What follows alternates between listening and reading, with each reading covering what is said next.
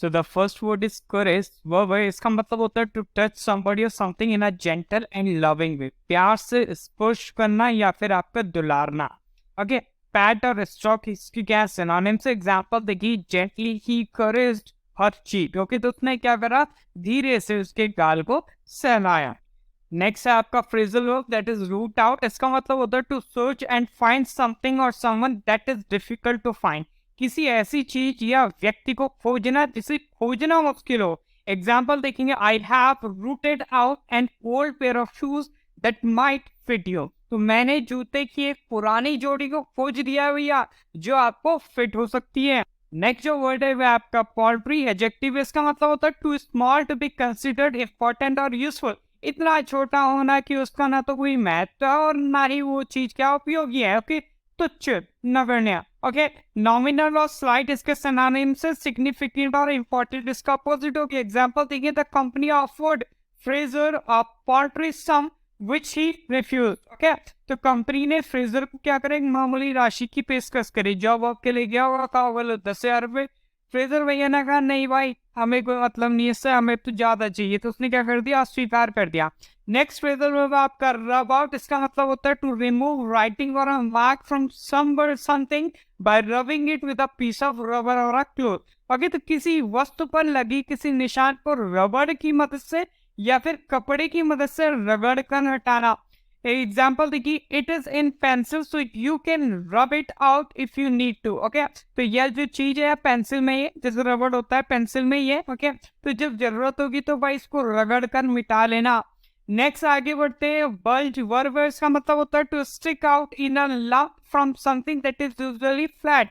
सामान्यतः चपटी वस्तु में उभार आना, उभारना, फूलना या फिर सूजना। ओके, सिनोनिम देखिए आपका प्रोट्रूड और पोक इसके सिनोनिम से श्रिंक और कॉन्ट्रैक्ट इसके अपोजिट है।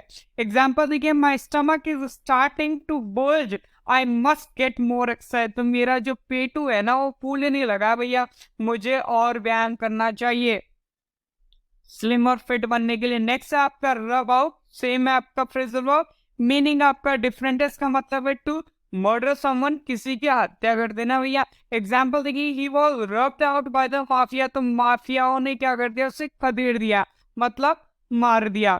नेक्स्ट है आपका स्टंट वर्ब, इसका मतलब होता है टू स्टॉप समबडी और समथिंग ग्रोइंग और डेवलपिंग प्रॉपर्ली, तो किसी के समय विकास या वृद्धि को रोक देना। सप्रेस, स्टॉप इसके सिनोनिम से प्रमोट, फॉरवर्ड इसका अपोजिट है। एग्जांपल देखिए, आप poor diet can stunt a child's growth, तो जो एक खराब आहार है ना बच्चे के विकास को रोक सकता है।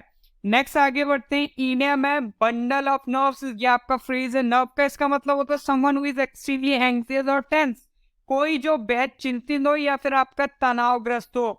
एग्जाम्पल देखेंगे, during her debut on the show she was a bundle of nerves. Okay, तो शो में अपनी शुरुआत के दौरान वह नर्वस थी, तनावग्रस्त थी, चिंतित थी। The next word is ornery adjective, इसका मतलब होता है बैड टेम्पर्ड और डिफिकल्ट टू डील विद, बुरे स्वभाव का या फिर जिससे निपटना मुश्किल हो। इरिटेबल, एंग्री सिनोनिम से एमिएबल, फ्रेंडली, स्वीट इसका अपोजिट हो गया। एग्जाम्पल देखिए, an ornery old military man, तो एक बुरे स्वभाव वाला खड़ूस पुराना सैन्य आदमी। ओके, चलिए आगे बढ़ते हैं। नेक्स्ट आपका ईडीएम है अ क्लीन ब्रेक। फ्रेज है, फ्रेज है ब्रेक का इसका मतलब होता है complete separation from a situation और रिलेशनशिप, किसी स्थिति या रिश्ते से पूर्ण अलगाव, मतलब अलग हो जाना।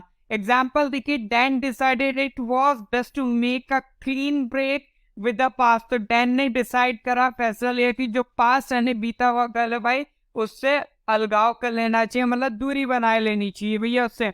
नेक्स्ट आगे बढ़ते हैं, वेवर्ड एडजेक्टिव, इसका मतलब होता है डिफिकल्ट टू कंट्रोल, जिद्दी, हठी, निरंकुश।